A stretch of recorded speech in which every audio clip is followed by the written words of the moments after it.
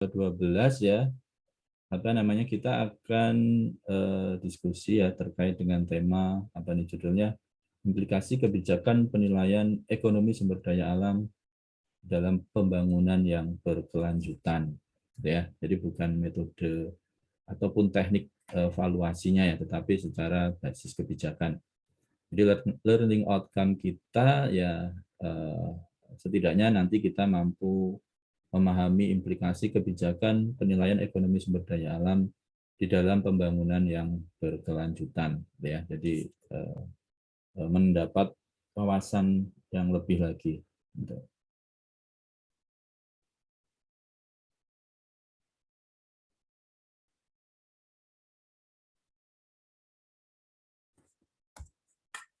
Nah, ini review singkat tadi ya, selain yang sudah saya sampaikan di awal tadi, sebenarnya peran penilaian ekonomi sumber daya alam itu apa sih atau seperti apa?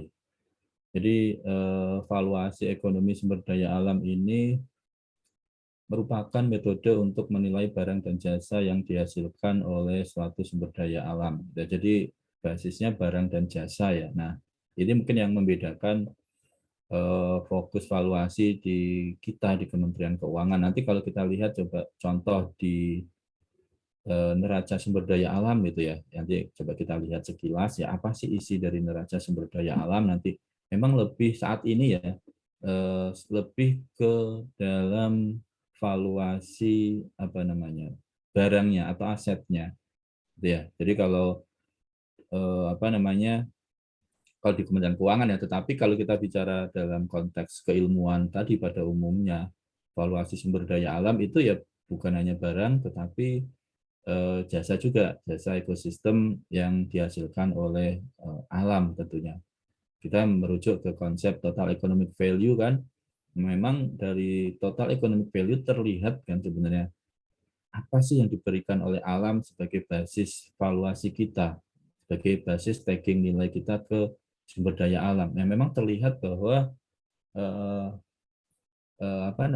nilai guna langsung ekstraktif ya itu kan mencerminkan nilai daripada barang aset gitu kan, itu merupakan bagian yang kecil sebenarnya dari persentase nilai yang dihasilkan atau manfaat alam ya yang diberikan kepada manusia ya. Jadi total economic value kan nilai guna aja, nilai guna yang ekstraktif itu menjadi bagian yang kecil gitu kan. Ada nilai guna non ekstraktif gitu kan, nilai selain nilai guna gitu kan, bahkan yang lain-lainnya ya. Di dalam konsep total economic value terlihat bahwa sebenarnya yang membuat, kalau kita baca juga ya dari beberapa jurnal ya, mungkin kalian sempat juga mengeksplor gitu ya, pengen tahu jurnal valuasi sumber daya alam. Seringkali nilai sumber daya alam itu digenerate lebih besarnya itu dari nilai guna tidak langsungnya ya. Jadi jasa ekosistemnya, jasa perlindungan alam dari kerusakan gitu, dari kerusakan yang mengakibatkan tentu penurunan kesejahteraan manusia gitu kan, pencegahan banjir, erosi gitu-gitu ya. Bukan mutlak diberikan oleh nilai guna ekstraktifnya aja ya. Kalau kita bicara tadi hutan tadi ya, hutan itu nilainya ya bukan hanya sebatas kayunya kan, tentu yang beberapa kali kita diskusikan di awal. Kalau kita hanya mendasarkan hutan itu berdasarkan nilai kayunya, ya kalau ada trade off, ada kebijakan untuk memilih gitu kan, apakah tetap jadi hutan atau jadi fungsi yang lain ya, yang punya nilai ekonomi lebih ya, misalnya kelapa sawit ya, mungkin hutan akan terlihat seolah-olah kecil nilainya tadi dibandingkan dengan kelapa sawit ya. Tapi kalau kita bicara total economic value dan ini dijadikan basis benefit cost analisisnya untuk pengambilan suatu kebijakan tadi ya, tentu kalau menurut saya tentu bisa jauh lebih besar daripada hanya suatu kebun kelapa sawit yang jasa ekosistem lainnya mungkin nggak ada gitu kan, dia malah katanya gitu menghasilkan menyerap air ya terlalu banyak gitu ya, dari alam gitu ya, bukan sebagai penyedia air ya atau fungsi hidrologi seperti hutan pada umumnya dan seterusnya lah ya. Jadi bicara nilai tadi, secara konsep nilai suatu sumber daya alam itu merupakan nilai yang diberikan oleh aset dan flow-nya barang dan jasa yang dihasilkan oleh suatu sumber daya alam. Ya. Dapat dilakukan barang publik di mana tidak ada kepemilikan yang jelas. Ya ini tadi ya, beberapa apa namanya, kalau kita bicara di awal-awal kan memang sumber daya alam itu termasuk ada yang barang publik, common resource gitu kan, yang mana permasalahan daripada barang publik itu kan nggak ada kepemilikan yang jelas gitu kan, karena milik bersama gitu kan, konsep tragedy of common itu kan di tulisannya si Jardin itu kan juga seperti itu kan, ada efek negatif ya, common common resource tadi, barang publik tadi yang mengakibatkan orang hanya berlomba-lomba mengekstraksi tetapi tidak menjaganya gitu kan, karena kalau dia tidak mengekstraksi gitu kan, maka dia punya pemikiran nanti orang lain lah yang akan menghabiskan gitu. Jadi orang hanya berpikir untuk menghabiskan aset sumber daya alam tadi ya, kalau tidak ada campur tangan dari pemerintah. Ya ini kalau di sini contoh air tanah, air laut, hutan kota yang memiliki kecenderungan eksploitasi berlebihan dalam penggunaannya kalau tidak ada peran pemerintah. Ya, maka kalau kita menyadari gitu kan bahwa nilai suatu sumber daya alam itu sebagai aset publik tadi sangat tinggi ya, maka kan akan muncul suatu perasaan gitu bahwa ini harus kita lindungi gitu ya. Atau kalau kita bicara nilai kita bicara terkait dengan sumber daya alam yang memang untuk diekstraksi ya, kita menjadi lebih paham bahwa ekstraksinya harus dikelola sedemikian rupa gitu kan, sehingga sustainability itu bisa terlaksana. Ekonomi sumber daya alam yang pernah dipelajari kan bagaimana kita melakukan ekstraksi yang bisa memberikan dampak bahwa suatu sumber daya alam itu tetap lestari gitu kan. Jadi ekstraksinya tidak melebihi regenerasinya gitu kan, untuk beberapa sumber daya alam yang bisa diregenerasi gitu ya, seperti ikan dan seterusnya. Jadi ini tadi sumber daya alam valuasi itu merupakan metode untuk memberikan tagging nilai terhadap barang dan jasa dari alam. Kemudian nah ini selain itu Indonesia juga membangun sistem neraca lingkungan ya, Sisnerling, yang kemarin kita bicara ada neraca sumber daya alam. Ya, saat ini implementasi daripada neraca sumber daya alam adalah neraca Sisnerling ya, sistem neraca lingkungan. Ya, ini idenya nanti ya, ide besarnya ya. Dulu saya pernah ikut terlibat ya waktu sebelum di PKN STAN ya dengan teman-teman BPS pada saat itu menyusun suatu neraca yang bisa menggambarkan kondisi aset sumber daya alam yang ada di Indonesia, kemudian laju ekstraksinya, ya, decouplingnya dan seterusnya dari sumber daya alam yang ada di Indonesia. Tetapi memang ini sudah diinisiasinya sebenarnya bukan baru-baru saja, ya, sudah cukup lama, tetapi memang belum bisa terbentuk suatu neraca ekonomi sumber daya alam tadi, neraca sumber daya alam tadi yang cukup representatif dan bisa dipercaya hasilnya gitu. Karena nanti kalau kalian coba browse gitu ya, Sisnerling biasanya sih masih ada beberapa disclaimer ya yang menyatakan bahwa datanya masih belum valid gitu kan.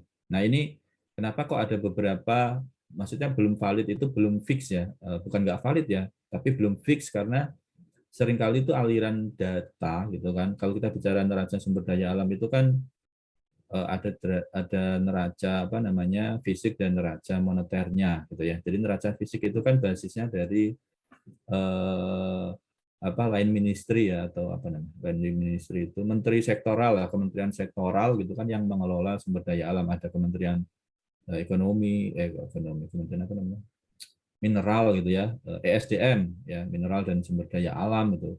Kemudian ada kementerian lingkungan hidup dan kehutanan sekarang, kalau dulu kehutanan gitu kan, kemungkinan juga ada Kementerian Pertanian dan seterusnya ya. Nah, aliran datanya itu masih menjadi masalah ya. Meskipun muncul PP ya terkait dengan instrumen ekonomi lingkungan hidup di tahun 2017, tetapi implementasi PP-nya itu juga masih tersendat. Bagaimana aliran data dari sumber line ministry tadi atau kementerian-kementerian sektoral tadi bisa mengalir dengan baik ke BPS-nya, gitu ya. Jadi kalau kita bicara Sisnerling ya, harapannya tadinya idenya eh, ini dapat memberikan gambaran lengkap kekayaan sumber daya alam dan ekosistem di Indonesia, baik nilai komoditas maupun nilai jasa lingkungan dari tiap ekosistem. Nah, tetapi di kita saat ini memang baru sebatas pada kekayaan sumber daya alam ya. Ekosistem belum belum masuk ke dalam Sisnerling ya. Nanti kalau kita bicara konsep Sisnerling ini kan sebenarnya mengacu ke neraca sumber daya alam yang ada di dunia ya, yang disusun oleh BPS ya, BPS dunia ya maksudnya. Ini BPS kita ya, Sisnerling ini juga mengacu ke neraca sumber daya alam yang disusun oleh World Statistic Bureau gitu ya, atau Biro Statistik Dunia gitu ya. Jadi sama persis di negara yang lain pun. Nah, di situ nanti ada apa namanya eh, apa namanya suatu neraca sumber daya alam tadi biasanya disusun dari neraca aset dulu di awal, baru ke neraca lingkungannya, neraca ekosistem ya. Nanti kita lihat sekilas ya, neraca Sisnerling itu belum apa namanya mencakup apa namanya neraca ekosistem. Untuk neraca sumber daya alam aset aja juga masih belum sempurna ya. Jadi masih trial and error, masih perbaikan metodologi, perbaikan terkait dengan supply data yang lebih firm tadi ya, yang nggak berubah-ubah. Kenapa kok tadi saya sampaikan di awal itu di beberapa press release-nya Sisnerling itu disampaikan bahwa datanya ini bersifat sementara karena memang pada saat dulu kita ngobrol gitu ya dengan teman-teman BPS menyusunnya itu memang aliran data dari line ministry tadi itu sering berubah-ubah gitu ya. Jadi nggak fix gitu kan datanya, sehingga tadi neracanya juga menjadi susah diakui validitasnya. Beda dengan neraca LKPP pemerintah ya, atau neraca perusahaan gitu, itu udah firm gitu ya, karena memang jelas sumber datanya apa dan nggak berubah-ubah gitu kan. Nah, neraca sumber daya alam masih butuh perbaikannya. Nah, di kita masih pada taraf neraca sumber daya alam aset tadi gitu ya. Ekosistem nanti masih menjadi next step lah ya. Yang step pertama aja masih belum bisa disusun dengan baik. Nah, kalau kita mengacu ke negara lain gitu ya, memang sebagian besar negara yang punya sumber daya alam banyak itu memang kesulitan menyusun neraca sumber daya alam seperti yang dibuat di World Statistik Bureau tadi gitu ya. Karena apa ya, susah. Bayangin Indonesia punya beragam sumber daya alam. Mungkin saya kasih contoh, dulu pernah saya sampaikan atau enggak ya. Kalau di Belanda ya, dulu pernah ada studi banding ke Belanda nyusun ini dulu ya, Sisnerling gitu. Jadi di Belanda itu memang dia menyampaikan sejak tahun 73 dia punya neraca sumber daya alam. Ya, tapi dia menyatakan bahwa bukan karena dia itu lebih jago, lebih pandai, ya, tapi sumber daya alamnya memang nggak banyak seperti Indonesia. Jadi sumber daya alam dia itu yang utama ya gas alam. Sumber daya alam ya, maksudnya di sini gas alam yang di Groningen pada saat itu. Tetapi sekarang gas alam Belanda itu juga di shutdown ya, karena setelah dilakukan kajian ternyata efek negatifnya lebih besar daripada penerimaan negaranya katanya, karena banyak rumah yang pada retak di sekitar tempat penambangan sumber gas alamnya di Belanda sana. Nah, jadi mereka hanya gas alam gitu. Kemudian saat ini mereka tengah menyusun neraca ekosistem. Ya, bayangin Belanda itu kan kalau kita lihat di peta dunia kan ukurannya seberapa sih gitu kan. Ekosistem sumber daya alamnya kalau tadi bicara aset sumber daya alamnya nggak banyak kan, gas alam gitu ya. Kalau kita kan ada emas, perak, gas, minyak bumi, batu bara dan seterusnya gitu ya. Dan yang lain-lain yang tentu nggak bisa kita ketahui lah kalau kita nggak berkecimpung di situ. Nah, ekosistemnya Indonesia juga bayangin dari Sabang sampai Merauke seberapa besar. Kemarin beberapa contoh di Tambrau aja itu mungkin gimana tuh nyusun ekosistem hutan Tambrau. Ya, itu kalau hutan itu belum ekosistem yang di di daerah-daerah yang bukan di kawasan konservasi gitu kan. Tentu akan sangat lebih rumit lagi ya. Belanda pada saat itu di tahun 2000 berapa sih? 17 kalau nggak salah ya kemarin itu ya sedang menyusun neraca ekosistem dan itu juga belum selesai untuk neraca ekosistem, tapi neraca sumber daya alamnya, asetnya udah bisa dirilis ke publik sejak tahun 73 di sana. Ya, kemudian kemarin ada juga pakar sebagai mentor penyusunan Sisnerling ini di BPS itu dari satu negara Afrika ya, saya lupa ya, bukan Zimbabwe, negaranya kecil ya. Jadi negara ini juga sudah punya neraca Sisnerling, neraca sumber daya alam yang bagus. Karena apa? Dia sumber daya alamnya hanya gitu kan punya satu, yaitu berlian. Jadi bukan Afrika Selatan ya negaranya, tapi negara dekat-dekat Afrika Selatan sana, tapi yang lebih kecil lagi. Saya lupa namanya. Itu mentor penyusunan Sisnerlingnya orang orang itu ya. Tapi bukan dia sebagai orang Afrikanya, tapi dia sebagai perwakilan daripada Bank Dunia ya yang bantu Indonesia untuk menyusun Sisnerling atau neraca sumber daya alam. Nah, dia menyatakan juga sama seperti orang Belanda tadi. Dia selesai karena apa? Ya karena sumber dayanya cuma satu tadi. Kalau bicara Indonesia ada sungai berapa di sana cuma sungainya satu doang gitu ya, sungai gede satu udah gitu doang. Karena negaranya kecil. Jadi nggak rumit seperti di kita. Ya, jadi Indonesia memang sebenarnya dianugerahi oleh kekayaan alam yang sangat melimpah dan ini mungkin kalau di beberapa jurnal gitu kan ada yang menyatakan kutukan sumber daya alam gitu ya. Beberapa negara alam yang kaya gitu kan, beberapa negara yang kaya sumber daya alam malah nggak menjadi negara yang makmur, malah sering terjadi perang gitu kan, perebutan aset sumber daya alam, kemudian juga diintervensi negara lain gitu kan yang ingin mengeksploitasi secara tidak langsung gitu kan sumber daya alam dari negara-negara tersebut. Ya kalau kita lihat memang kecuali Amerika ya, Amerika itu kan komplit ya, sumber daya alamnya punya, jasa punya, human resource-nya punya gitu kan, dan yang lainnya. Tapi kalau kita lihat Jepang, Korea Selatan ya, mereka maju tetapi sumber daya alamnya kan nggak banyak ya. Dia memanfaatkan sumber daya alam dari kita, diolah di sana. Nah, Presiden kita kan mencoba untuk merubah mindset tersebut ya. Jadi kita nggak boleh ekspor mentah, karena yang kaya tadi seperti Jepang, mungkin masyarakat Eropa sana, Korea Selatan gitu kan yang mengubah apa namanya bahan tambang mentah kita menjadi yang lebih bernilai yang nantinya kita konsumsi kembali gitu. Jadi keluarnya murah masuk ke kita mahal. Jadi kita nombok gitu kan. Yang itu menyebabkan kalau bicara di perdagangan internasional yang kalian pelajari ya mungkin di ekonomi makro itu kan jadi trade balance kita kan negatif gitu kan karena banyak impornya barang-barang yang sudah jadi sedangkan kita ekspor barang yang sangat mentah dengan nilai yang sangat kecil. Nah, kemudian dengan dilakukannya penilaian ekonomi sumber daya alam hasilnya dapat dijadikan acuan dalam memilih program atau kebijakan investasi publik yang berhubungan dengan pemanfaatan sumber daya alam ya tadi ya ini eh, hasil penilaian tentu bisa dijadikan sebagai pengambilan keputusan untuk program pemerintah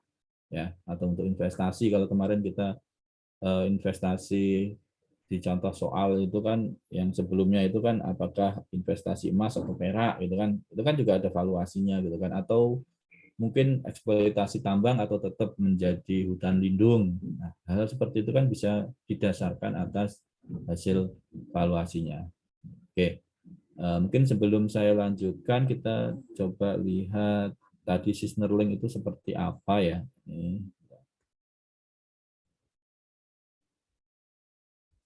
Mungkin kalau kemarin belum sempat, beberapa kali udah kita coba sampaikan gitu ya, tapi mungkin belum ada yang buka ya, membukanya.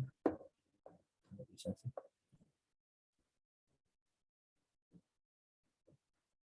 Masih screen ya. Terus.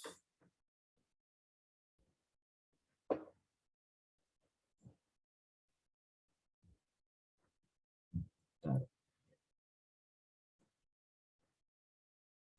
Nah, sorry, stop share dulu deh.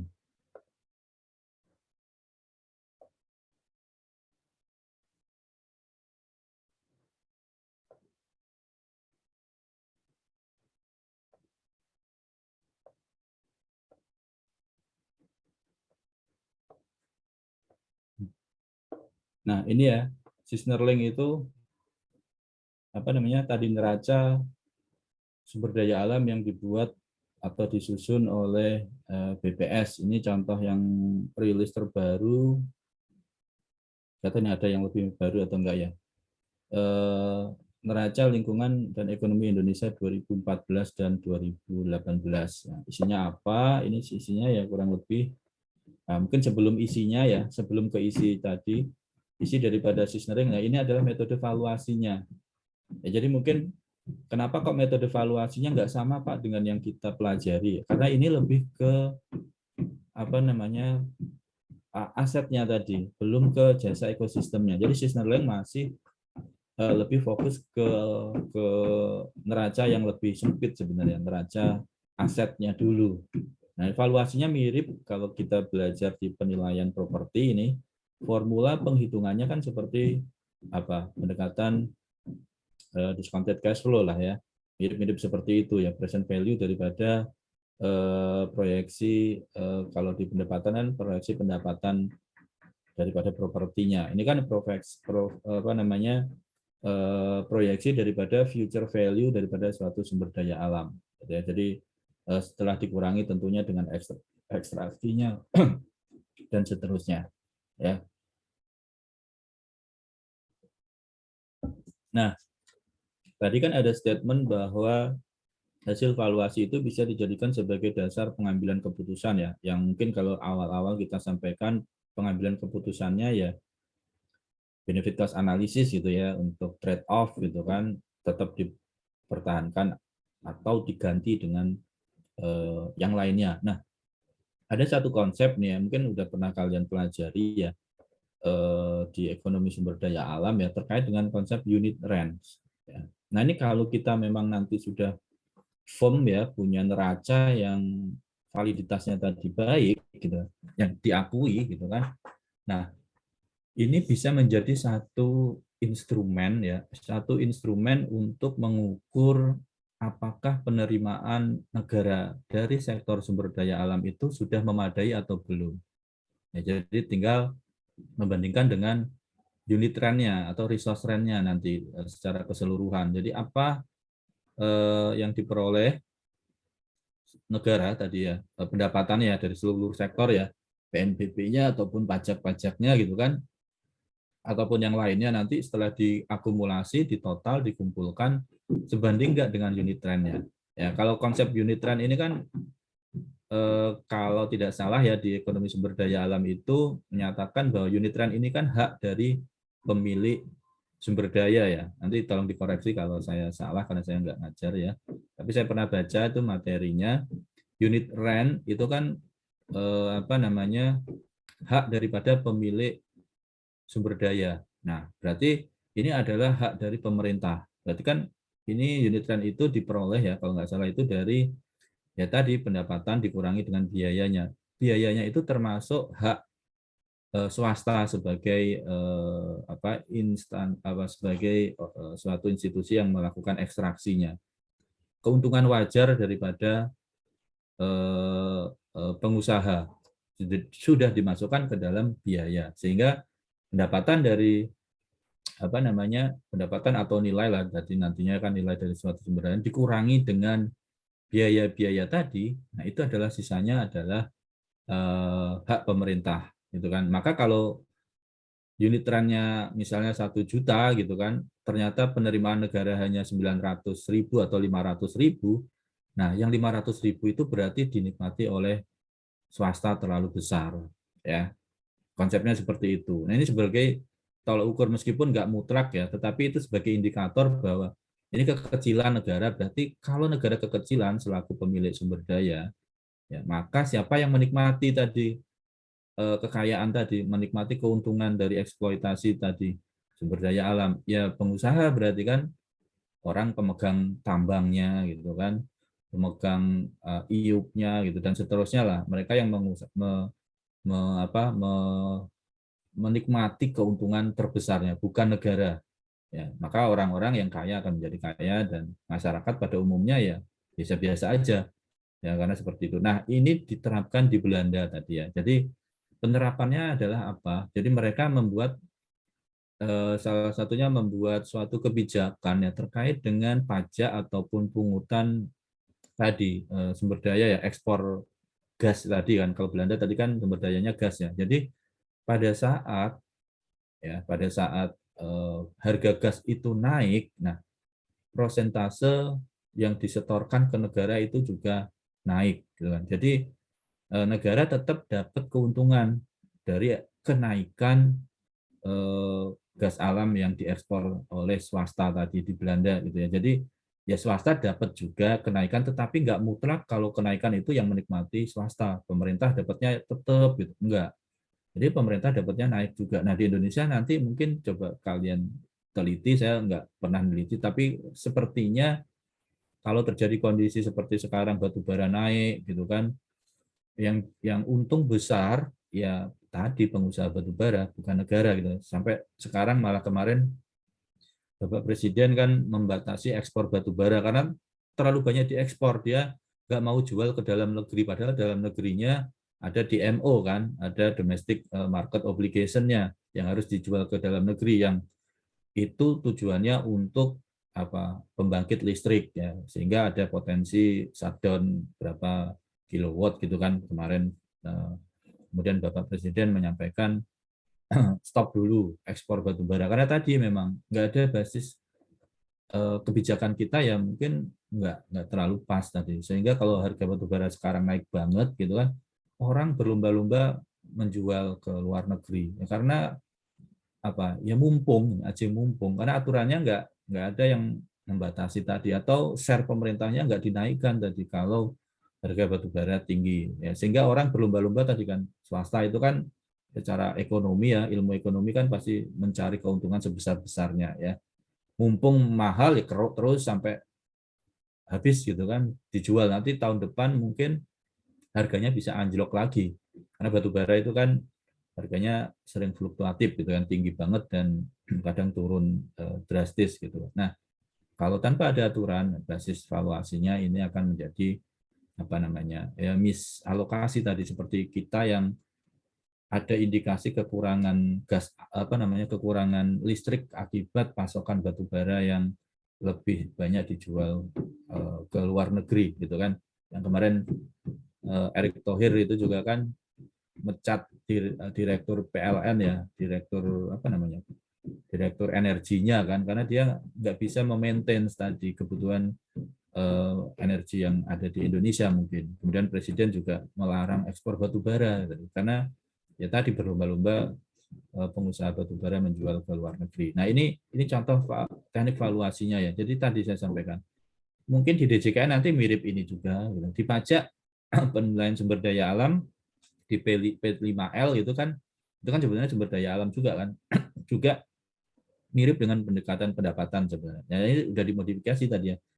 Kalau di kita kemarin kan berbasis productivity kan sederhana ya, harga dikalikan kuantiti gitu kan, karena basis nilainya kan di tahun yang sama per tahun gitu ya, di tahun 2020 kah, di tahun 2021, sehingga konsep adanya present value kan nggak ada. Tetapi kalau kita ingin menilai going concern-nya, maka tentu ada present value gitu kan, harus kita presentkan dari proyeksi apa namanya, pendapatan ataupun nilai sumber daya alam kalau di sini ya, di masa yang akan datang gitu kan, sehingga ketemulah angka pada satu titik tertentu atau pada kondisi present saat ini gitu ya. Jadi ini metodenya yang ada di Sisnerling ya. Kok nggak sama persis dengan yang kita ajarkan ya, karena ini udah modifikasi. Kalau kita belajar productivity kemarin ya,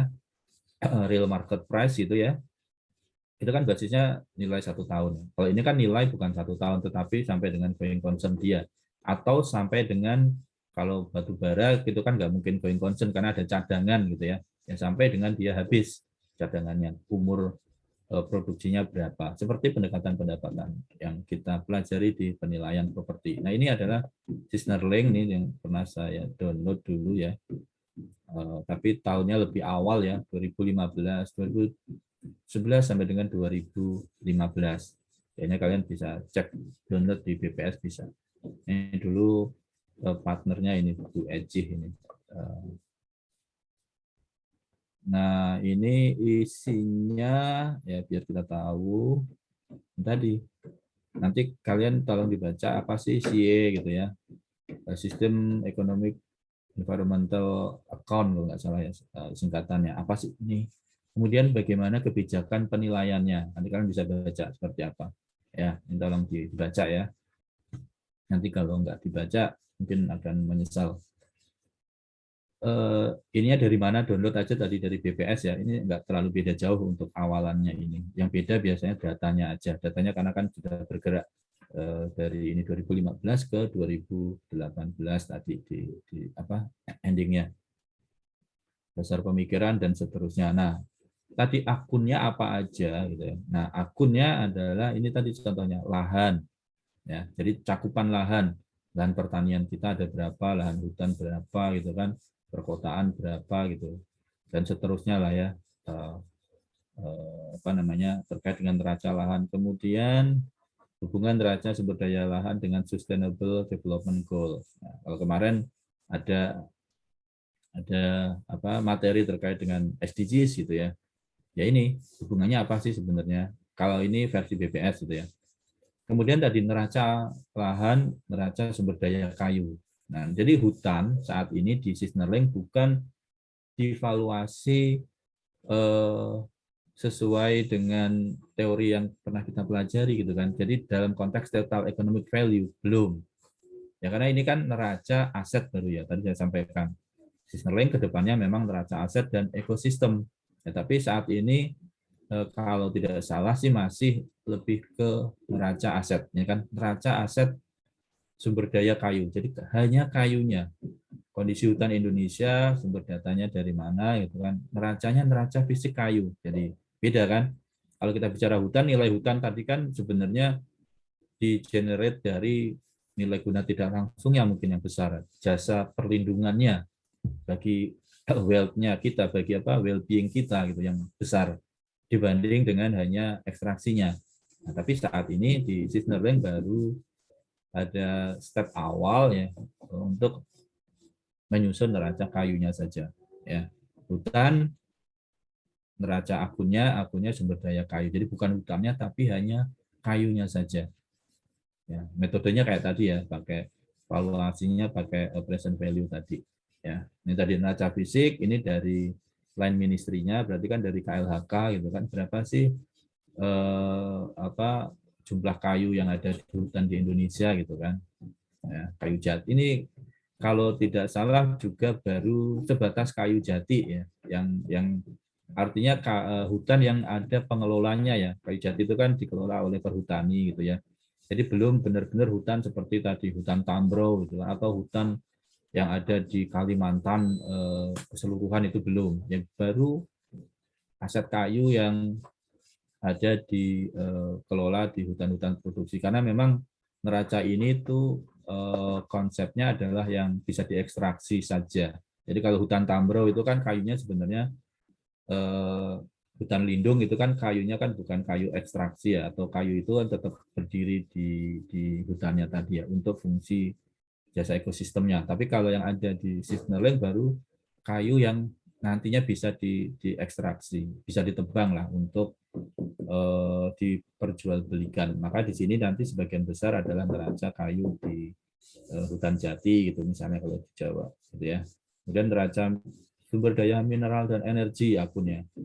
Ya, nanti varian daripada sumber daya dan energi ada gas, minyak gitu kan.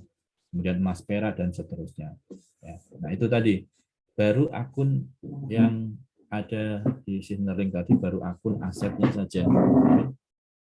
Jadi baru akun asetnya saja. Ya, bentar, ini ada yang.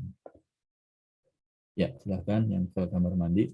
Baru akun aset ya. Jadi belum akun nanti neracanya belum neraca ekosistemnya. Bentar ya. Jadi kalian bisa baca, tolong dibaca nanti terutama yang ini ya, konsep dasar di sini ya.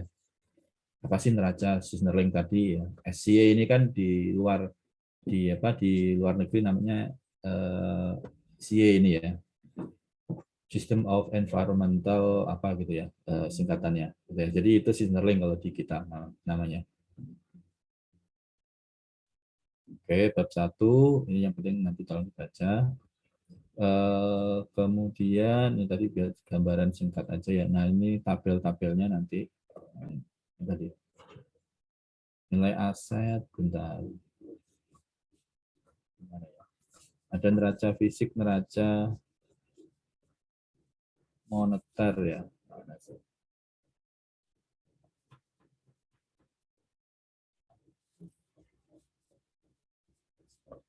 Tadi ya, tabel neraca moneter nanti berapa, tabel neraca fisiknya ada berapa gitu kan, berarti satuannya kan satuan fisik lah ya, berapa barrel gitu atau berapa metric ton dan seterusnya. Kalau sudah di neraca moneter menjadi satuannya rupiah. Nah ini kan proses apa namanya valuasi dari neraca fisik ya, divaluasi maka muncul neraca moneter. Cara memvaluasinya ya tadi yang saya sampaikan dengan present value kalau di BPS ini ya, seperti pendapatan yang kita pelajari di penilaian properti. Nah, ini tadi banyak sekali disclaimer ya, ada data sementara, data sangat sementara ini tadi ya. Ini tadi karena data dari line ministry-nya ya, dari Kementerian ESDM-nya khususnya dari apa nih Ditjen Migas itu sering berubah-ubah atau belum final gitu ya. Nggak tahu juga kenapa seperti itu. Memang di kita kan yang menjadi permasalahan utama ya terkait dengan data gitu ya. Jadi data kita memang ya silakan. Data di kita memang nggak tahu kenapa ya susah banget gitu kan untuk share data aja susah, kemudian data itu sering berubah-ubah gitu ya. Itu nah. Jadi ini tadi contoh neraca ya. Signaling ya, ada neraca fisik, neraca moneter. Neraca fisik berarti jumlah kuantitasnya, neraca moneter yang sudah dimonetisasi, sudah dinilai menjadi satuan moneter tertentu ya. Kalau di signaling berarti satuannya dalam rupiah gitu ya. Nah, ini adalah signaling. Oke, nanti kalian bisa cek sendiri, bisa dibaca di di download di BPS tadi ya. Oke, tolong dibaca yang konsep di awal-awal tadi ya. Apa sih neraca sumber daya alam tadi, SIE itu apa? Bisa dibaca. Nah, ini kemudian kita lanjutkan. Saya jawab WA dulu.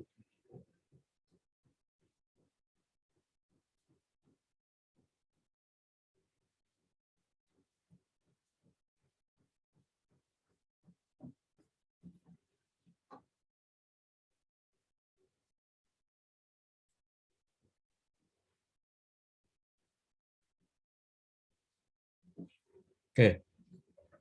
Kemudian penilaian sumber daya alam, kerusakan lingkungan, dan pembangunan berkelanjutan.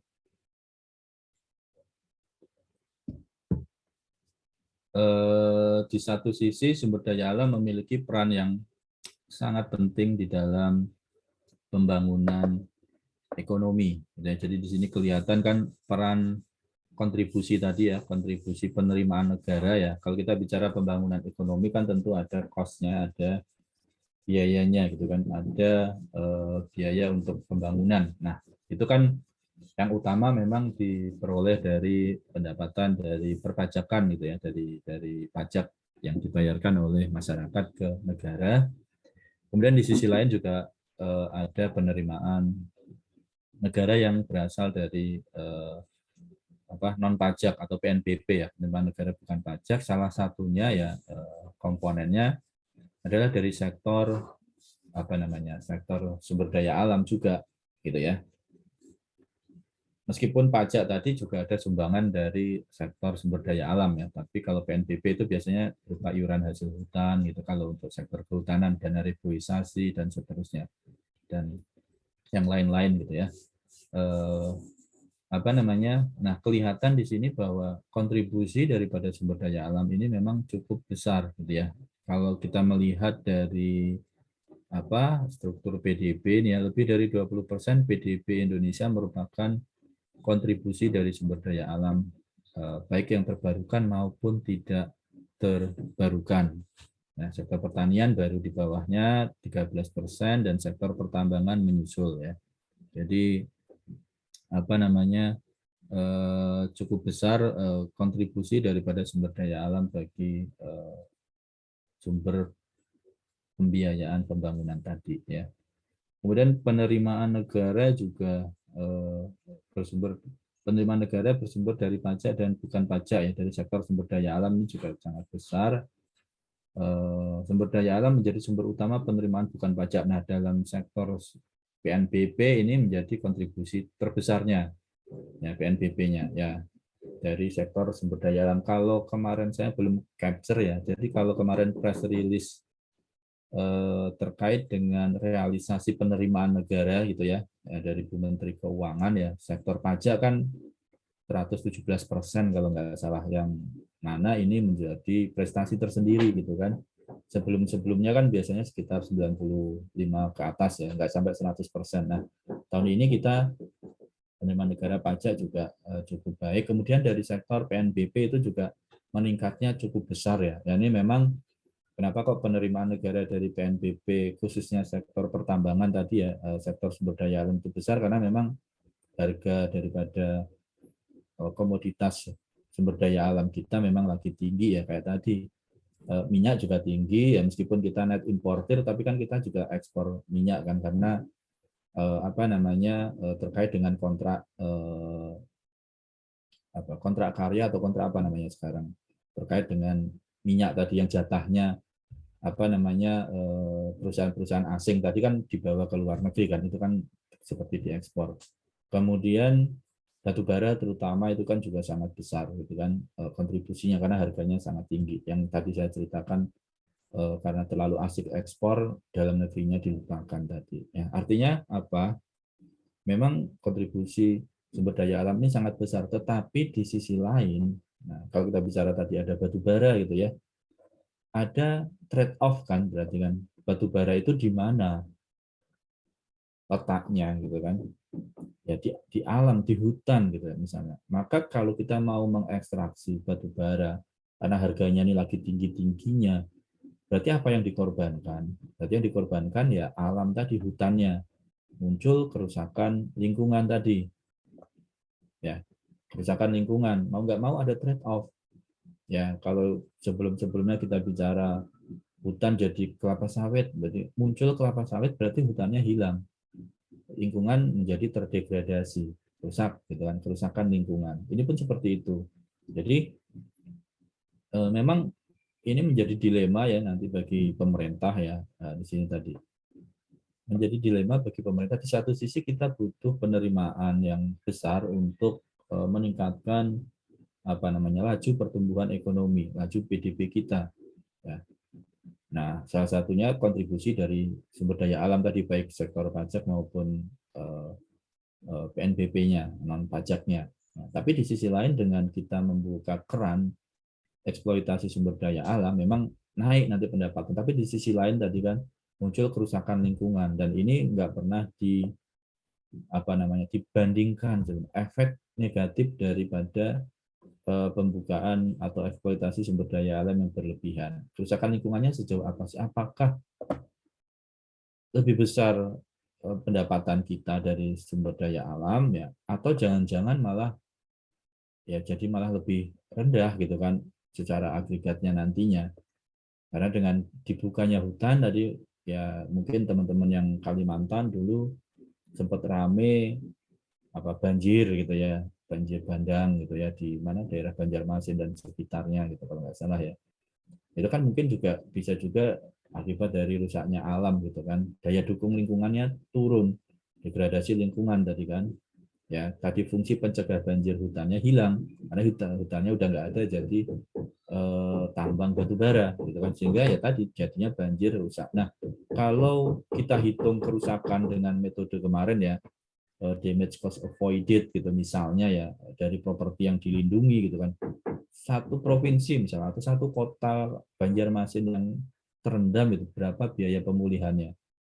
Bukan hanya properti rumah tetapi kan infrastruktur di dalamnya kan juga rusak kalau banjir biasanya. Nah, itu harus disandingkan sebenarnya. Maka valuasi sumber daya alam khususnya terkait dengan kerusakan lingkungan ya ex ante ya ex post gitu kalau ini dijadikan dasar tadi ya mungkin kita akan berpikir ya memang harus diselaraskan tadi dari sisi sumber daya alam memberikan kontribusi besar ya bagi sumber daya alam bagi penerimaan negara untuk pembangunan tapi jangan sampai tadi yang kita terima tadi malah nanti keluar lagi untuk perbaikan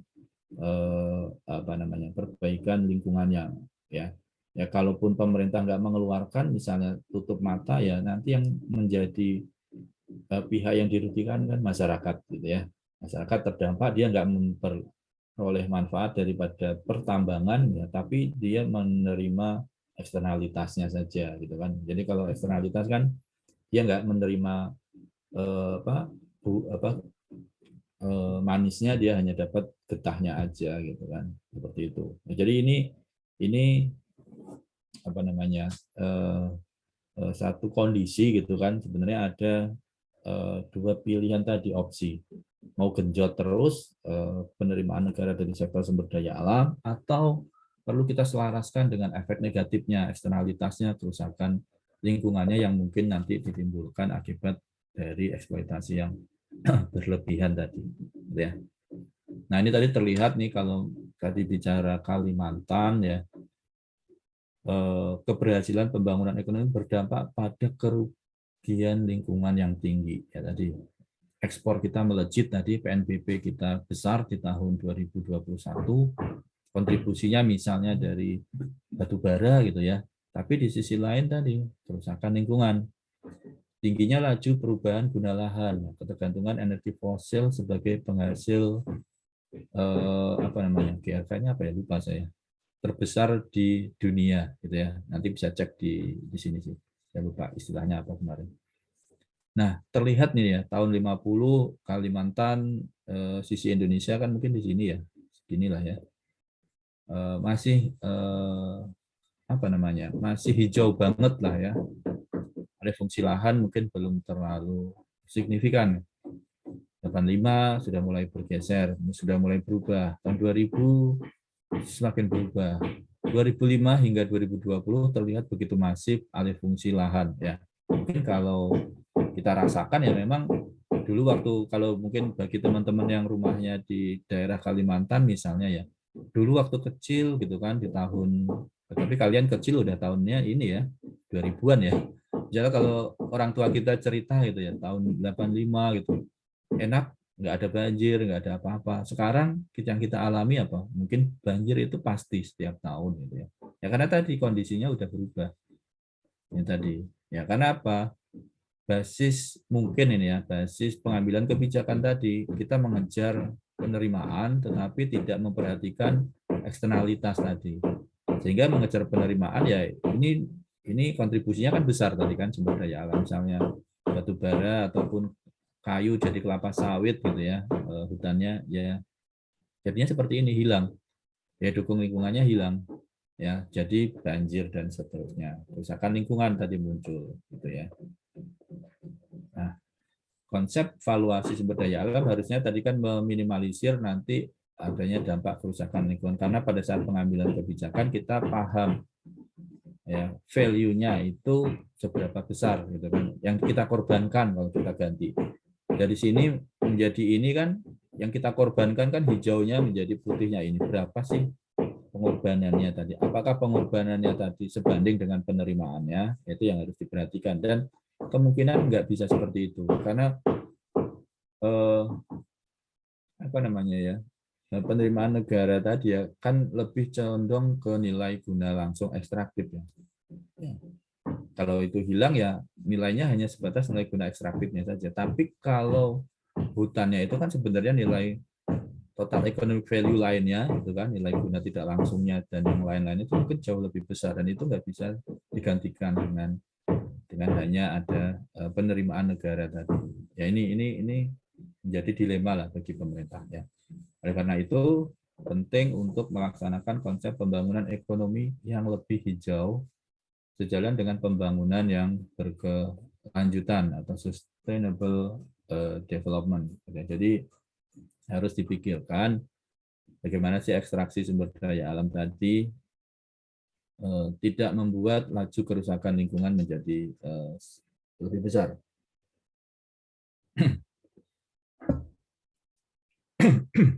Nah, sebenarnya para apa ya akademisi lingkungan gitu kan ataupun kalau di pemerintah itu diwakili oleh teman-teman di mana KLHK gitu ya, ya memang sempat memunculkan ya adanya konsep tadi. Ini kan tadi PDB ya, PDB kita saat ini ya gede gitu kan, tetapi PDB yang gede ini belum mencerminkan adanya kerusakan lingkungan di dalamnya, gitu ya. Ya dari output kan PDB itu kan output ya, output dari suatu negara gitu kan, PDB domestik bruto berarti output yang dikeluarkan oleh semua orang baik warga negara ataupun warga negara asing di Indonesia gitu kan.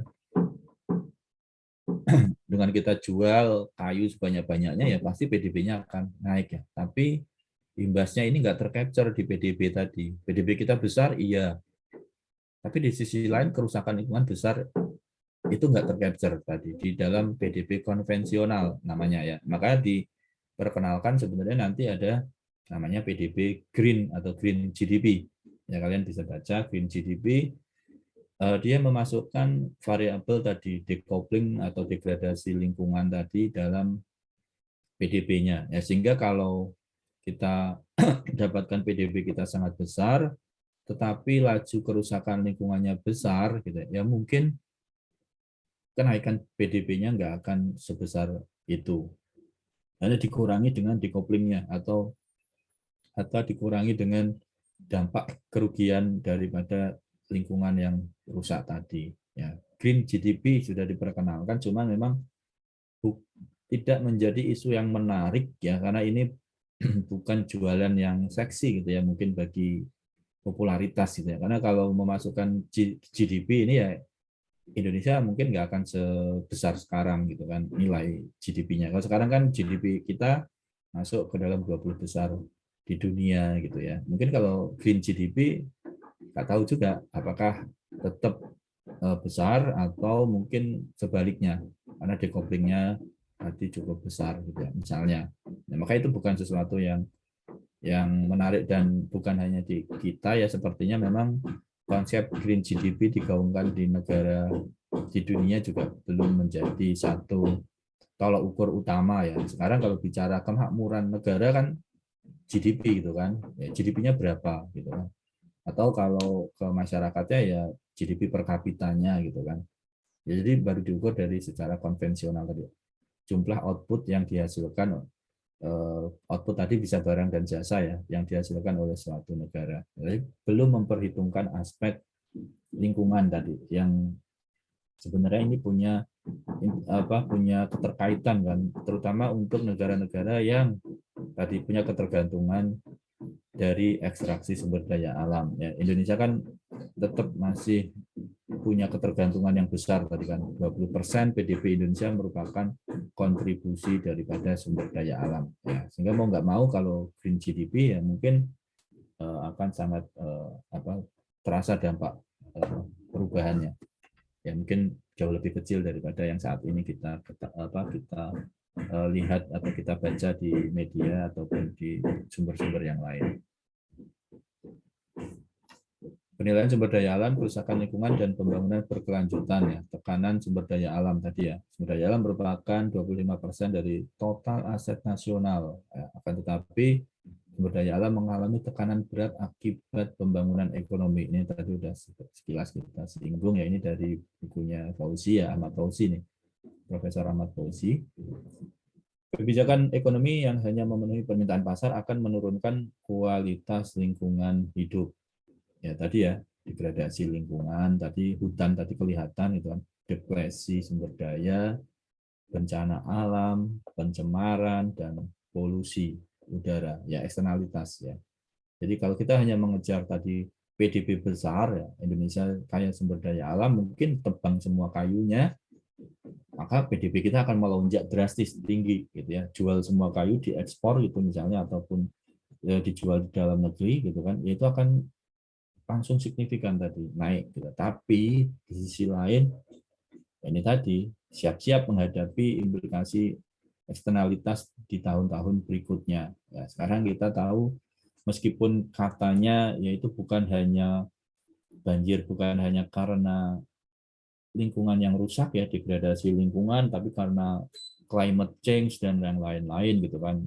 Nah, sebenarnya kalau dihubungkan climate change itu terjadi ya karena tadi lingkungan yang rusak ya, daya dukungnya berkurang sehingga terjadi climate change gitu dan seterusnya. Ini teman-teman BKF kalau nggak salah sedang getol ya melakukan kajian terkait dengan climate change dan hal-hal berbau lingkungan sebenarnya. Mungkin nanti ke depannya akan menjadi suatu basis kebijakan di Kementerian Keuangan untuk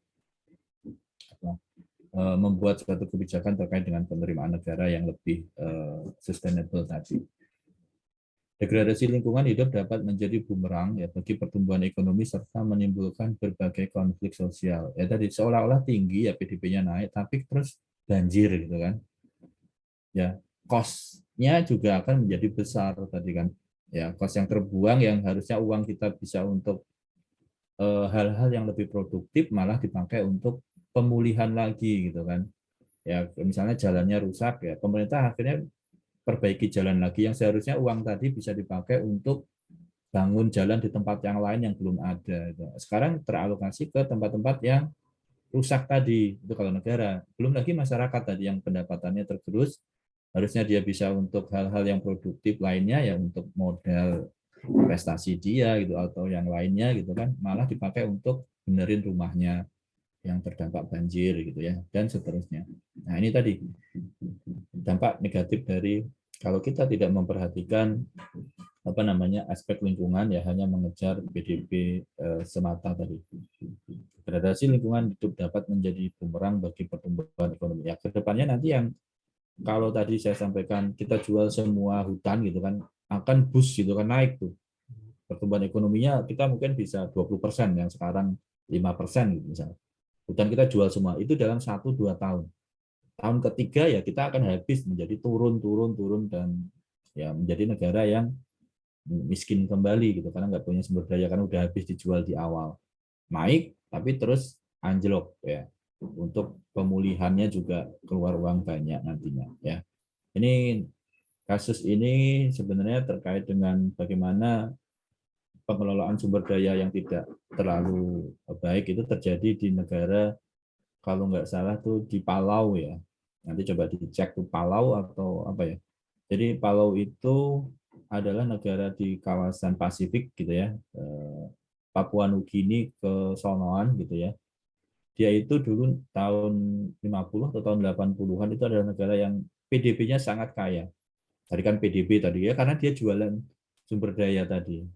Ya, jadi dia menjual kalau dia sih bukan jualan kayu ya, hutan itu enggak. Dia menjual mengekspor fosfat kalau nggak salah. Fosfat di negaranya tadi ya secara masif gitu karena pada saat itu fosfat itu melimpah lah di negara Palau tersebut. Nah, fosfat ini kan barang yang non renewable, gitu kan nggak bisa diperbarui gitu kan. Nah, saat ini dia menjadi negara yang miskin kalau nggak salah itu ya. Karena apa? Fosfatnya habis. Ya tadi uangnya nggak dialokasikan untuk sektor infrastruktur ataupun sektor jasa ataupun sektor pendidikan human capitalnya. Ya kalau kita bicara PDB itu kan bukan hanya murni dari aspek apa namanya barang dan jasa gitu, tetapi kan juga kalau kita bicara jasa itu kan dihasilkan dari sumber daya manusia yang baik seperti Singapura itu kan, dia kan nggak punya apa-apa ya sumber daya alamnya, tetapi dia human resource-nya baik gitu, tinggi, sehingga dia menjadi negara yang PDB agregatnya memang kecil ya, jauh dari Indonesia, tetapi per kapitanya dia jauh banget dari per kapita Indonesia ya, dia mungkin udah 60 ribuan, kita paling 5 ribuan gitu ya. Jadi bumi dan langit ya. Meskipun kalau agregat PDB-nya karena Indonesia 300 juta orang, dia 5 juta 10 juta gitu ya. Gedean Indonesia secara agregat, dia nggak masuk ke apa namanya GDP apa di negara 20 besar, GDP besar gitu kan, apa G20 gitu. Jadi seperti itu. Jadi alokasi salah alokasi tadi. Yang Palau ya. Kalau tadi dia untuk konsumsi aja, tapi dia tidak investasikan ke sektor yang produktif, sehingga setelah sumber dayanya habis, maka apa namanya negaranya kembali menjadi miskin. Nah, kalau kita bicara pengelolaan sumber daya yang baik, gitu kan, kita bisa melihat ke negara Norwegia ya. Kalian nanti bisa browsing. Norwegia adalah negara penghasil sumber daya yang besar, kayu juga, dan yang utama adalah minyak bumi dia. Dia adalah penghasil minyak bumi yang jauh lebih besar daripada Indonesia. Tetapi yang dia lakukan adalah bukan mensubsidi masyarakatnya, rakyatnya itu dengan harga minyak yang murah gitu kan. Ya seperti di kita disubsidi, Arab Saudi itu sangat murah sekali minyak. Kemudian kemarin yang sempat gegeran itu Kazakhstan itu kan, sehingga masyarakatnya protes pas dinaikkan harga apa BBM-nya gitu kan. Nah, Norwegia dari awal memang dia tidak memberikan subsidi bagi masyarakatnya, sehingga masyarakatnya tidak manja gitu ya. Uang yang dia peroleh daripada tadi pemanfaatan sumber daya minyak dan gas buminya tadi dialokasikan untuk sektor yang produktif, bangun human resources-nya, ya, sehingga dia menjadi negara yang indeks apa namanya human resource-nya itu tinggi, jauh di atas kita. Orangnya pinter-pinter lah, mungkin gampangnya seperti itu, melek pendidikan gitu, sehingga ya memang dia menjadi negara yang sangat makmur kan sekarang. Norwegia ya tadi nggak kalah lah dari Singapura ya, dari negara yang makmur lah, PDB-nya tinggi, PDB per kapitanya juga tinggi gitu kan. Dan ada satu anekdot gitu ya, kalau bicara Indonesia, setiap lahir katanya punya utang berapa itu, manusia yang lahir di Indonesia menanggung hutang berapa. Nah kalau Norwegia, manusia Norwegia yang lahir dia dapat udah punya tabungan berapa.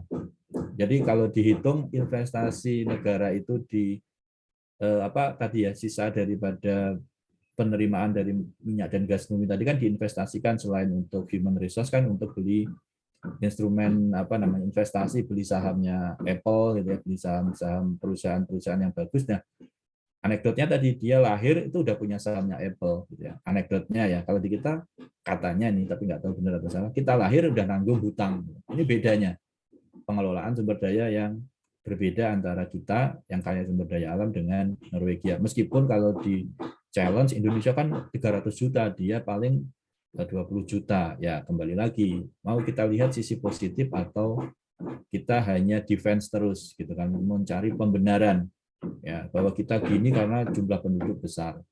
Cina jumlah penduduk besar maju, Amerika jumlah penduduknya enggak terlalu jauh berbeda dengan kita ya, jauh di atas kita juga. Nah, berarti kan ada pengelolaan yang tidak pas di kita ya. Ya artinya tadi bicara kembali ke dalam konsep unit trend tadi, yang harusnya disebar ke masyarakat gitu, yaitu dinikmati oleh orang-orang tertentu ya. Maka tadi itu kalau kita punya neraca yang bagus, sumber daya alam, unit trends yang bisa dipercaya, itu bisa jadi basis tadi. Ini kegedean loh swasta ngambil untung dari pengelolaan sumber daya alamnya. Harusnya dikasih ke negara dan sebarkan ke seluruh masyarakat, bukan dinikmati oleh orang-orang tertentu saja. Ya, jadi hubungannya sangat sangat luas tadi. Jadi kalian nanti bisa nambah wawasan gitu, cari coba Norwegia itu seperti apa, dari Palau seperti apa, dan seterusnya. Degradasi lingkungan dapat menjadi bumerang tadi ya. Kerugian ekonomi akibat degradasi lingkungan di Indonesia. Ini ya, perubahan iklim ya. Ongkos degradasi Ini tahun 2007 ya, dalam US dollar, dalam miliar US dollar. Perubahan iklim, sanitasi air, polusi udara, degradasi lahan, cukup besar juga. Ini sampai 7%, 2%, degradasi berarti minusnya ya, mengurangi nanti ya kontribusinya. Ini cukup besar. Ini kalau bisa dihilangkan, terutama perubahan iklim ya, climate change tadi ya, yang diperkirakan akan menggerus tadi ya PDB kita ke depannya. Karena tadi untuk uang kita alokasikan untuk perbaikan, bukan untuk investasi yang lebih baik. Karena perbaikan karena apa ya? Karena tadi ada banjir, ada tanah longsor dan seterusnya ya, akibat dari degradasi lingkungan tadi. Nah ini hasil dari tulisannya Leitman. Saya belum baca ya, cuman baca dari bukunya Fauzi Azza sih. Ya. Yang aslinya ini belum baca. Leitman et al. Di tahun 2009. Ya. Ini orang luar tapi mengkaji kondisi di Indonesia. Gitu ya.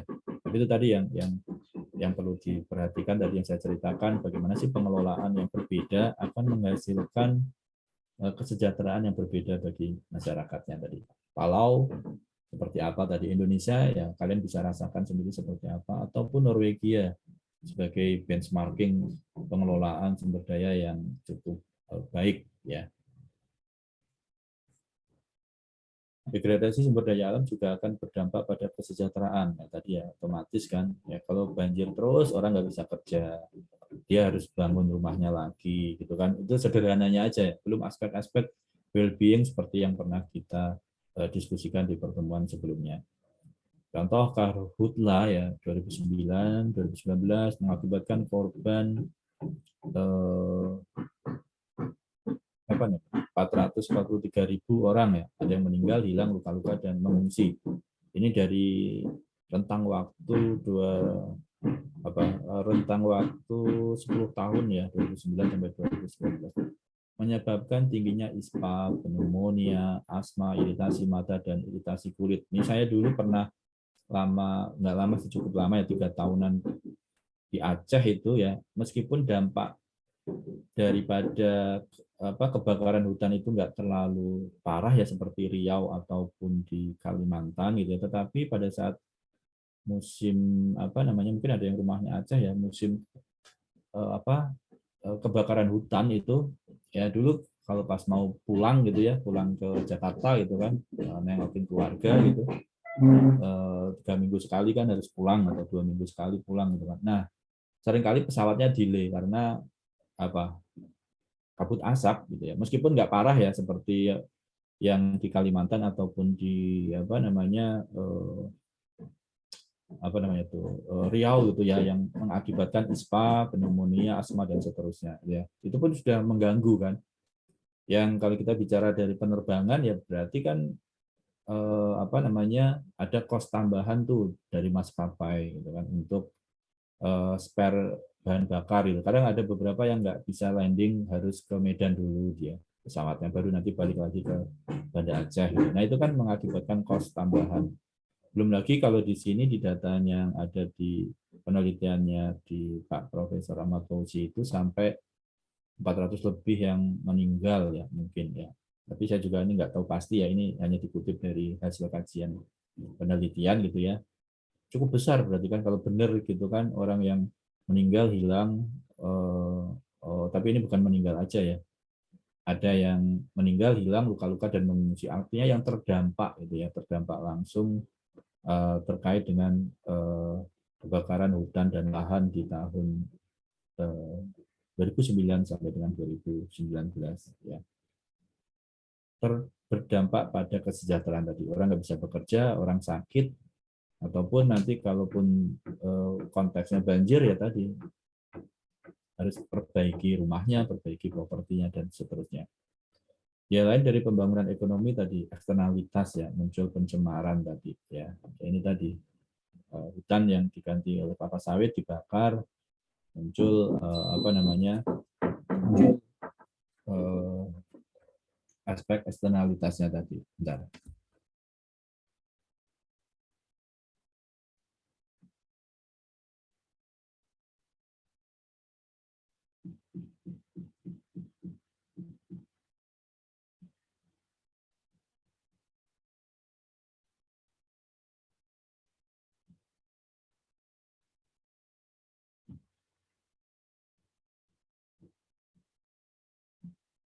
Oke, ini kalau kita melihat posisi Indonesia ini termasuk cukup besar nih ya, peringkat keempat dalam daftar negara-negara dengan angka kematian tertinggi akibat polusi ya, tadi ya, kebakaran hutan dan seterusnya. Bahkan ini polusi industri ya, polusi modern menyebabkan polusi udara dan tanah, polusi tradisional erat dengan kemiskinan. Ya, ini saya belum dapat penjelasannya ya dari jurnalnya itu apa sih konteksnya dihubungkan antara polusi tradisional erat dengan kemiskinan gitu ya. Tapi kalau kita melihat polusi memang dia menjadi apa namanya penyebab orang sakit gitu yang pada akhirnya bisa mengakibatkan kematian gitu ya. Ini yang perlu kita pahami ya tadi ada dilema sebenarnya bagi kita ya. Mungkin pemerintah juga sangat menjadi perhatian ya, dilema bagi pemerintah untuk mengambil suatu kebijakan. Tadi kita ingin dapat penerimaan negara yang besar ya, PDB-nya naik tadi, atau kita tahan sebentar ya, artinya bukan tahan sebentar itu berkelanjutan aja, dapatnya sedikit-sedikit tapi tapi bisa dinikmati sampai dengan generasi-generasi berikutnya, sustainable tadi gitu ya. Itu adalah imbas daripada pembangunan terhadap kerusakan lingkungan gitu ya. Nah, kalau kita bicara kenapa kok itu terjadi ya, mungkin karena tadi di negara kita valuasi sumber daya alam itu kan belum menjadi instrumen utama dalam pengambilan suatu kebijakan yang menyangkut kepentingan publik tadi. Ya, kalau melihat perkembangan valuasi sumber daya alam itu di pertemuan kedua gitu ya. Di situ kan kelihatan bahwa teknik valuasi dan yang lain-lain ya itu ya memang lebih banyak di negara-negara Eropa ataupun Amerika ya ataupun Australia gitu. Jadi mereka sudah negara yang mapan ya, lebih perhatian terhadap sumber daya alam, terhadap lingkungan gitu ya. Nah, di kita mungkin baru pada tahap untuk menjadi negara yang kaya dulu gitu kan. Jadi aspek lingkungan masih terabaikan sehingga evaluasi sumber daya alam tadi bukan menjadi prioritas utama di dalam basis pengambilan keputusan ya. Tapi sekarang sepertinya berubah tadi yang saya sampaikan, teman-teman IPB tadi sudah sering dikontak gitu kan oleh stakeholder gitu kan terkait dengan valuasi lingkungan gitu. Berarti kan ada perhatian yang lebih ya dari kita ya, dari pemerintah ataupun stakeholder lainnya gitu ya, terkait dengan perlu loh kita juga menyelaraskan dengan lingkungan. Jadi kita bukan mengejar keuntungan sesaat, tetapi bagaimana sih imbas negatif daripada ekstraksi lingkungan yang atau ekstraksi sumber daya alam yang kita lakukan. Ini contoh ya. Selain berperan dalam menghitung aset sumber daya alam ya, tadi yang di awal dulu berapa sih nilai kekayaan sumber daya alam kita gitu ya.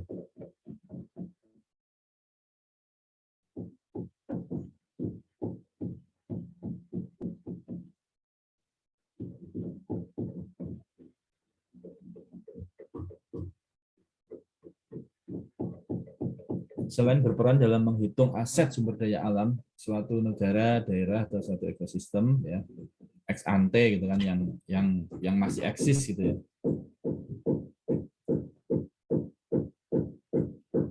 Metode valuasi ekonomi sumber daya alam juga dapat digunakan untuk mengukur kerugian ekonomi akibat eksploitasi sumber daya alam. Ya ini yang konsep berbasis biaya kemarin kan mungkin lebih pas gitu kan, dipakai untuk mengukur kerugian tadi ya. Metode valuasi ekonomi sumber daya alam juga dapat digunakan untuk mengukur kerugian ekonomi akibat eksploitasi sumber daya alam yang berlebihan atau pola pengelolaan sumber daya alam yang kurang berkelanjutan. Jadi penilaian dalam konteks ekspos itu yang sudah terlanjur rusak gitu ya.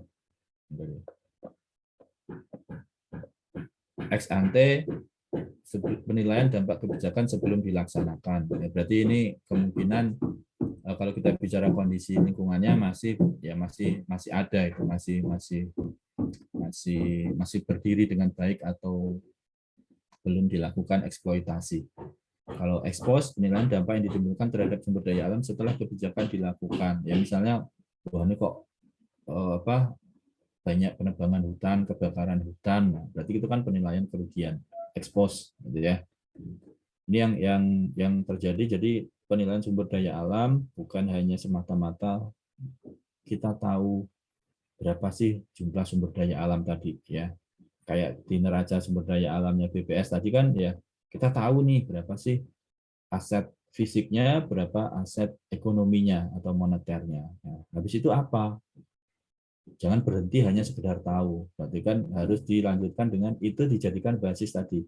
Ya kalau Kementerian Keuangan basisnya penerimaan harus melihat, oh unit rentnya nih masih lebih kecil nih, unit rentnya dibanding dengan penerimaan masih gedean unit rentnya. Ini berarti ada indikasi swasta terlalu menikmati keuntungannya terlalu besar tadi. Nah, kemudian nilai sumber daya alam juga selain neraca tadi, hasil valuasi dipakai jadi dasar di sini tadi.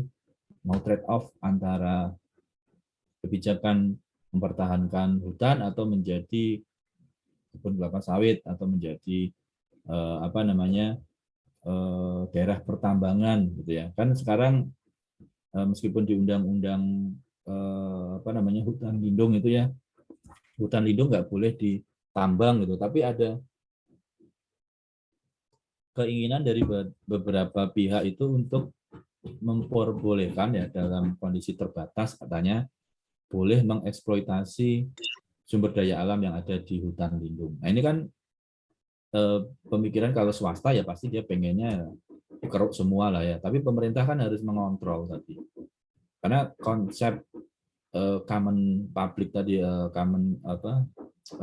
atau barang publik tadi kan konsep awalnya memang secara teorinya ya orang akan berlomba-lomba untuk mengeksploitasi kalau pemerintah tidak terlibat di dalam pengaturannya. Nah, makanya memang inilah pengambilan kebijakan kan pemerintah. Bagaimana pemerintah mengambil kebijakan yang tidak menghambat pertumbuhan ekonomi tadi ya, PDB-nya, ya, tetapi di sisi lain juga jangan sampai kebijakan yang diambil mengakibatkan tadi degradasi lingkungan yang mengakibatkan ternyata menggerus pertumbuhan ekonomi nanti di tahun-tahun berikutnya. Nah, basisnya adalah ya valuasi sumber daya alam. Ya, ini kalau kita bisa memvaluasi sumber daya alam dengan baik, gitu kan? Ya mungkin kalau bagi kita perlu pendalaman lebih lah ya untuk menghasilkan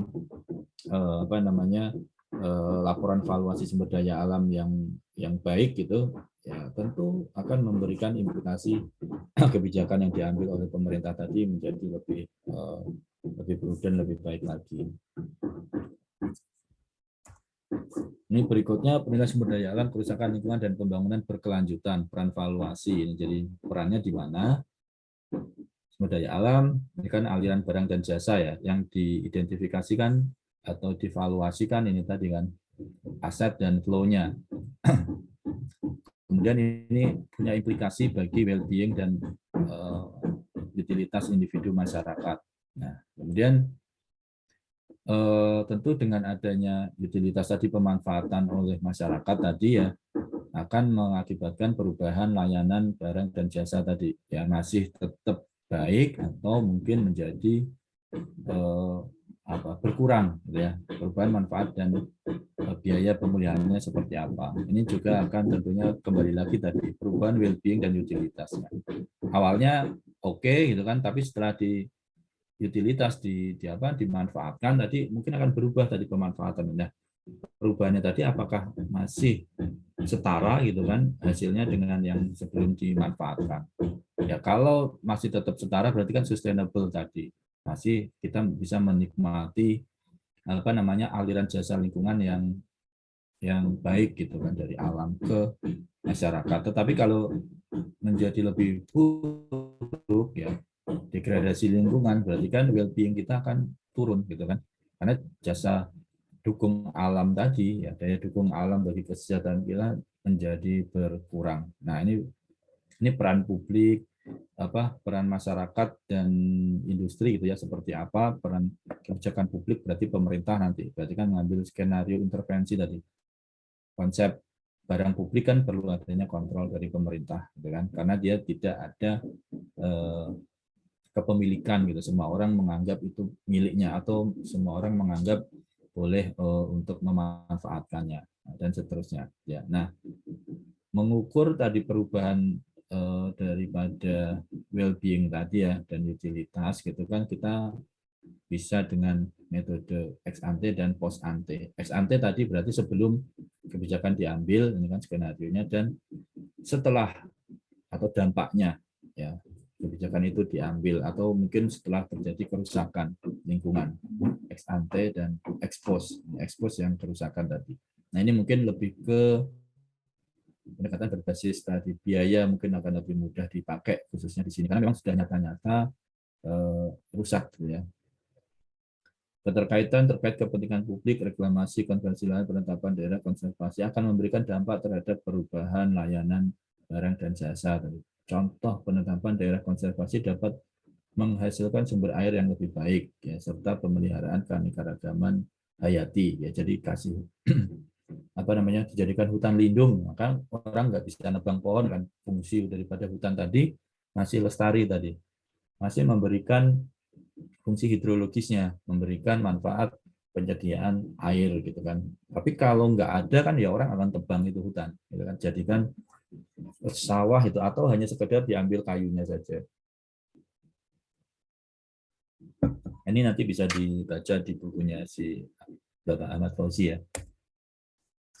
Penilaian ex ante ataupun ex post didasarkan pada premis yang sama, yakni adanya perubahan dalam layanan barang dan jasa sumber daya alam yang mengubah kesejahteraan atau well-being ya, atau kepuasan individu yang diukur dari utility ya tadi ya dari gambar ini. Kebijakan publik atau tindakan individu juga dapat berdampak negatif terhadap sumber daya alam, mengubah layanan barang dan jasa. Ya tadi kalau orang menebang pohon kan akan berdampak kan terkait dengan jasa ekosistem yang diberikan oleh alam tadi. Ya bisa positif bisa negatif sebenarnya ya.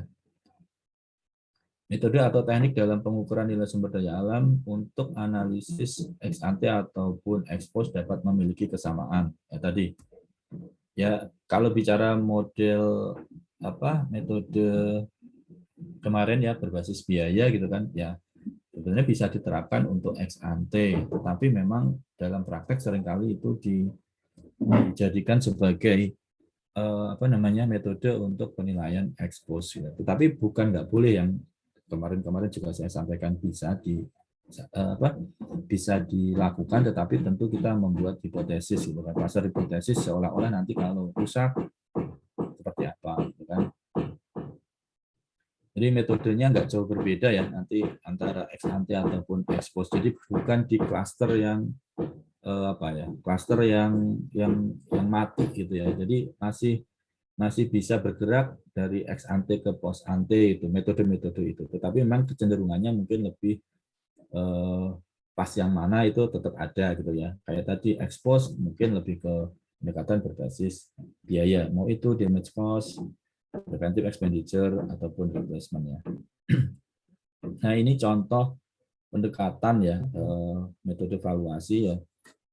Kategori kerusakan, habitat, layanan yang hilang misalnya air bersih, kemudian muncul sedimentasi di daerah perairan gitu kan. Kemudian daya dukung tanah dan daya dukung penghasil makanan itu menjadi hilang, kemudian juga layanan non guna lainnya yang mungkin akan hilang. Nah, teknik valuasinya kata dia yang berbasis nilai guna langsung ekstraktif ya bisa market base gitu kan, faktor income gitu ya, loss of earning ya mirip-mirip seperti itu. Kemudian yang non guna gitu kan, layanan non guna ya pasti dengan contingent valuation method ya. Ini contoh-contoh teknik valuasinya, tetapi ini bukan harus ya, ini harus pakai teknik valuasi yang ini itu enggak. Ya, jadi ini beberapa teknik yang mungkin bisa dipakai kan, namanya juga approach gitu kan, pendekatan gitu kan, yang paling sesuai kira-kira yang mana. Ikan tadi habitat equivalency ini saya juga nggak tahu, ini hanya di buku aja tapi belum pernah tahu konsepnya seperti apa ya. Makanya tadi saya sampaikan metode di sumber daya alam itu banyak sekali di luar sana ya. Yang kita sampaikan di sini mungkin hanya yang sering aja, yang sering dipergunakan, ya. Dan yang lain-lain, kalian bisa baca nih kategori kerusakan taman nasional, layanan yang hilang, rekreasi berarti kan hilang. Untuk pendidikan, kemarin kan bisa juga option value gitu kan. Kelestarian, kultural, layanan non guna.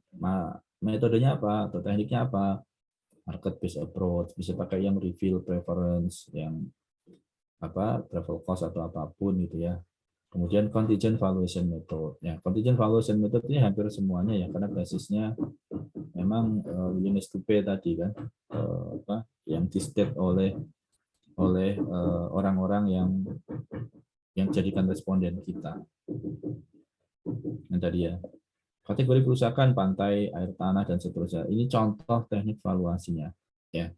Jadi ada beberapa mungkin yang nggak kita sampaikan ya. Saya sendiri mungkin juga nggak semuanya tahu nih, seperti habitat ekuivalensi ini seperti apa ya, harus baca dulu. Saya belum pernah dapat, ini hanya dari buku aja, bukunya Pak Ahmad Fauzi, tapi metodenya seperti apa belum pernah saya dapatkan juga. Method cost ini juga tambahan apa metode gitu kan, yang mungkin mirip-mirip dengan berbasis biaya mungkin ya, tapi nggak sama persis dengan yang ada. Jadi teknik valuasinya bisa sangat beragam tadi ya. Dan ini kalau kita bicara tadi ex post, ex ante, nggak ada clustering teknik valuasi. Kalau ex post harus tekniknya ini, ex ante tekniknya itu, nggak ada. Jadi cair, tetapi memang kecenderungannya tetap ada. Ex post pakai apa kecenderungannya, pendekatannya, ex ante kecenderungannya seperti apa pendekatannya. Ya tergantung dari tadi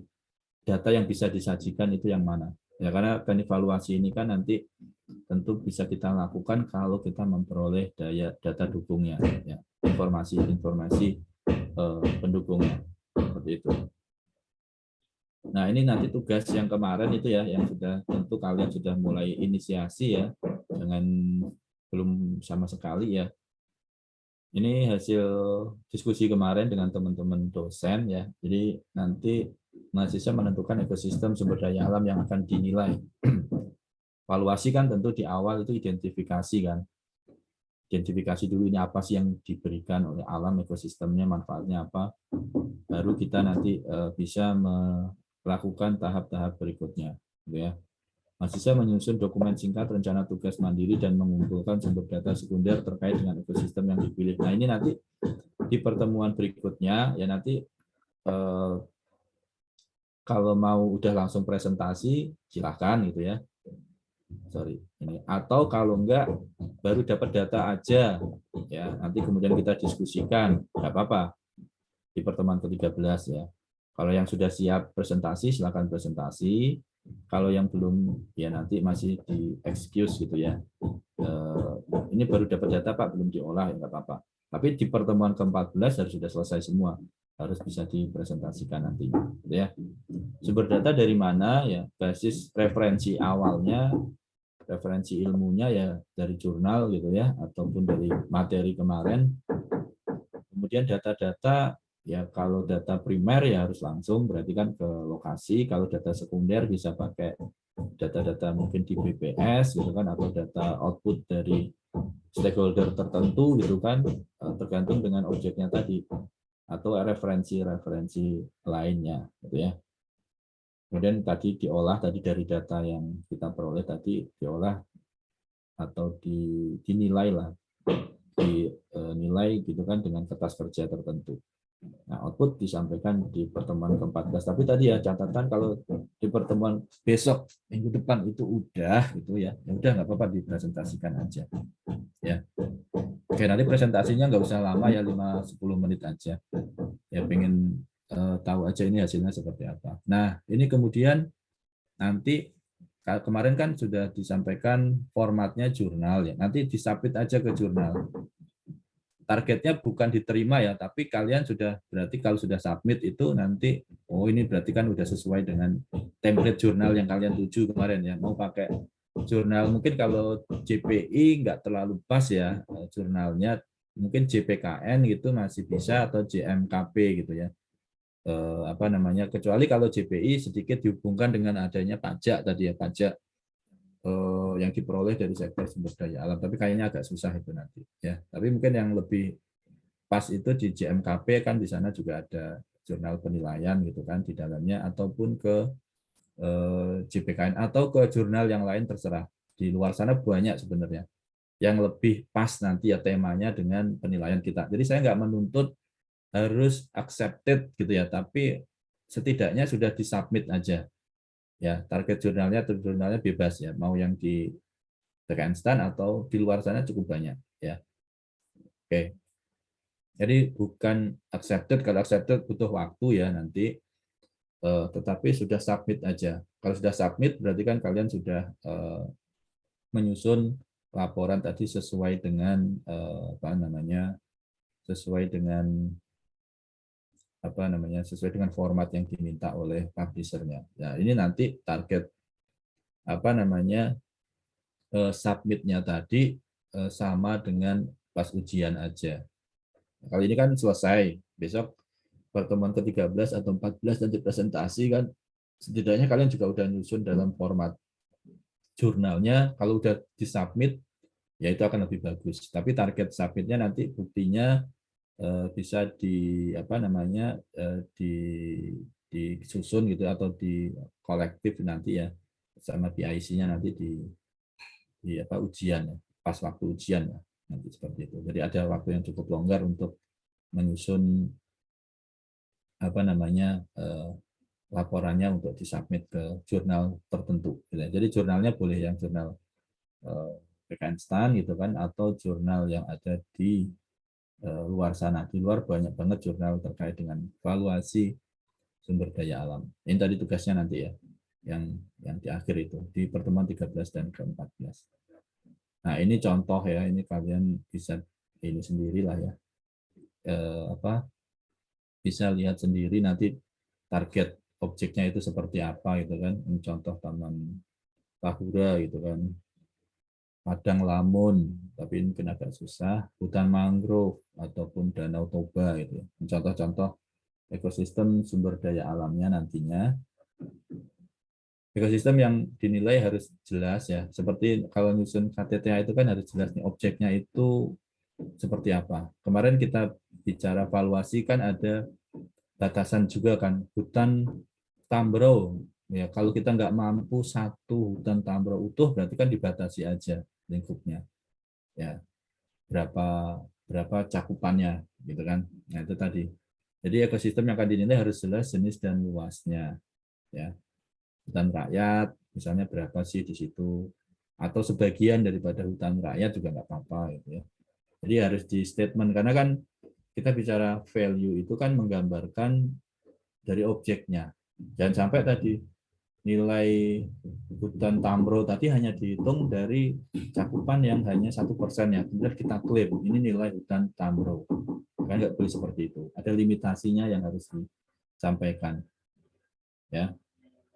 Untuk tugas mandiri kalau ada ya, tapi kan kalian nggak mandiri ya, tapi saya minta kelompok aja ya, ya ada diskusi. Cakupannya meskipun yang kelompok juga nggak harus yang gede lah ya, yang bisa dikerjakan aja gitu kan, yang bisa dievaluasi aja, karena memang kalau cakupannya besar butuh data juga yang lumayan besar gitu ya. Dari hutan di kampung mana gitu nggak apa-apa. Contoh-contoh. Ini intinya ini dulu yang pernah kita pelajari di awal. Identifikasi barang dan jasa ekosistem apa yang mau kita nilai. Nggak usah semua ya, satu aja cukup ya, atau kalau mau lebih dari satu juga lebih baik sebenarnya. Tapi saya nggak menuntut lebih dari satu ya. Jadi identifikasi satu yang bisa muncul dari ekosistem ya, apa namanya sumber daya alam tadi. Barang dan jasa suatu yang dapat penelusuran dan yang lain-lain bisa kalian baca ya. Bagaimana caranya? Ya tadi penelusuran informasi literatur, buku, jurnal, dan atau hasil penelitian terkait sebelumnya. Kalau mau duplikasi ataupun replikasi gitu kan, dari penelitian terdahulu gitu nggak apa-apa gitu kan. Tapi pasti beda kan, beda tahunnya kan pasti beda, jadi nggak akan sama persis. bertanya dengan instansi pihak pengelola ya. Kalau hutan biasanya ada BKSDA gitu kan yang punya data di situ. BKSDA itu ada apa aja sih, kayunya apa aja itu BKSDA punya. Ya, contoh kalau kalian mau mengambil tema hutan atau apapun. Yang kemarin masih bisa dirubah ya, yang pernah disampaikan di pertemuan keberapa tuh, 6 atau ke-7 ya, yang saya minta kira-kira apa sih yang mau dinilai itu. Itu bukan menjadi patokan utama ya, nggak boleh diubah. Saya masih memberikan kesempatan ya, nggak apa-apa silakan dirubah ya, kalau memang dirasa lebih baik dan bisa diperoleh informasi sebagai basis valuasinya ya, dan seterusnya. Tadi ya, nilai guna langsung, nilai guna tidak langsung, kalau mau nilai guna tidak langsung, tapi karena kita berbasis apa namanya dibatasi pada pendekatan apa namanya berbasis pasar ya, kemungkinan kita akan lebih banyak ke nilai guna langsung khususnya seperti itu.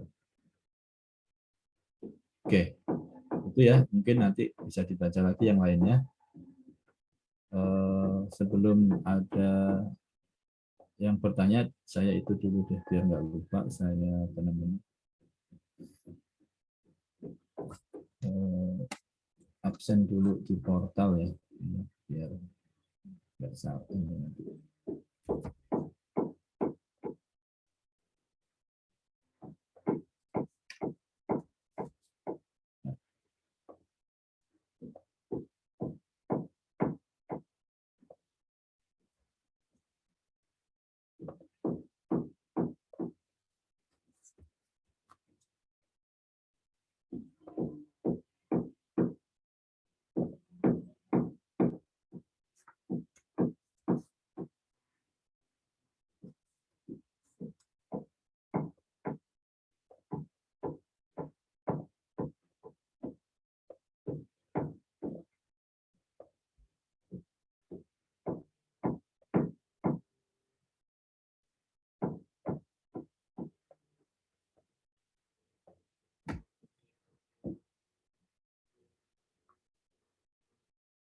Oke, untuk absen itu Ben, semuanya sudah hijau ya, sudah bisa absen semua.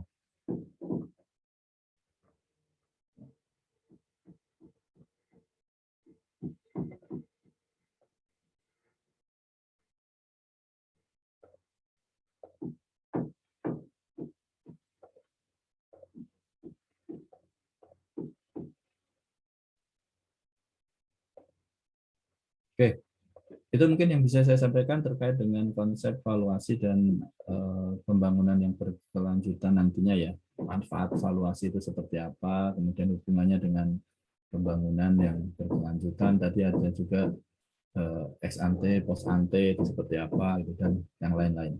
Ya, ada yang mau ditanyakan misalnya atau didiskusikan kembali dari materi kita hari ini, silakan.